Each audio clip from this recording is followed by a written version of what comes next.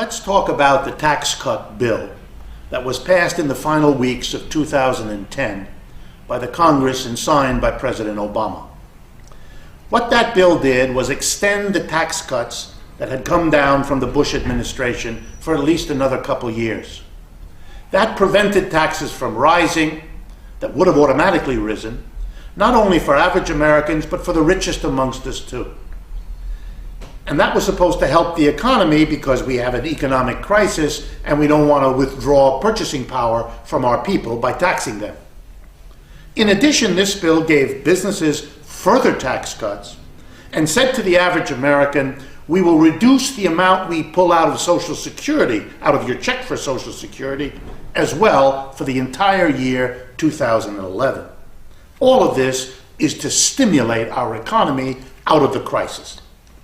Let's take a look at this bill because it raises profound questions about the United States that we ought to answer. First, this bill represents an admission by the government and by our leading politicians of something they try to hide most of the time. The reason you have to keep stimulating the American economy is that all the previous efforts of the government, bailing out the banks, bailing out General Motors, giving away money to all sorts of more or less corrupt institutions that had failed as private enterprises, it didn't work. The earlier stimulus didn't work.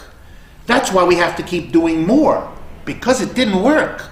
And it doesn't take a genius to at least ask the question, if what we did in the past didn't work, will doing more of the same guarantee us a way out of this crisis?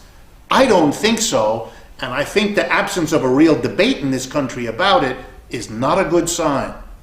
Let's go further.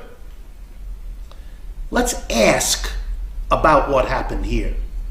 First, we decided not to tax rich people. Instead, we continued with the old tax cuts, added new tax cuts, added new cuts on Social Security withholding. All that means is the government has to go further in debt. It's being asked to do all it did before, even more, but it's being withheld from getting the tax revenues it needs. So the government is going to have to borrow. And when it has to borrow, guess who it goes to borrow from? The very rich people, the very corporations who will be able to lend to the government because the government didn't tax them. They basically got the best deal imaginable. Instead of being taxed, they get to lend money to the government, which pays it back to them with interest. What's the problem here? The problem here is that we could and should stimulate our economy, but we don't need to go into debt as a nation to do it. We ought to tax business and the richest 5% of our people to pay for it. After all, that's the American way if you think about it. The wealthy and the business communities are the ones most responsible for bringing this crisis about. Everyone knows that. They are the ones whose wealth has insulated them from the costs and suffering of this crisis more than everybody else. Everyone knows that too.